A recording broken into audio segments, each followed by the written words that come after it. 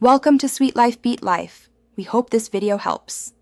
In this video, I will explain how to get a portal in InVision's web environment. First, you will need an InVision account. Once logged in, navigate to your dashboard and create a new project. Give your project a clear name and select the device type, such as mobile or desktop, to ensure your designs are optimized for viewing. This initial setup is crucial for organizing your work. Next, it is time to bring your designs to life. Upload your static design screens, whether from Sketch, Adobe XD, or Photoshop, directly into your new project. Then, use InVision's build mode to add clickable hotspots, linking different screens together.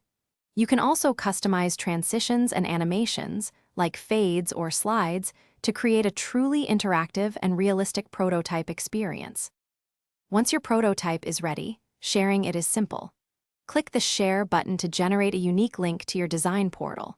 You can then set specific permissions, controlling who can view or comment on your work. Share this link with clients or team members, allowing them to interact with your prototype and provide valuable feedback directly on the screens, fostering seamless collaboration. InVision excels at facilitating collaboration and iteration. Stakeholders can leave comments directly on specific design elements, making feedback clear and actionable.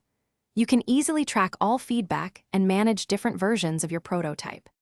This streamlined process helps you quickly iterate on your designs, ensuring the final product aligns perfectly with project goals and user needs.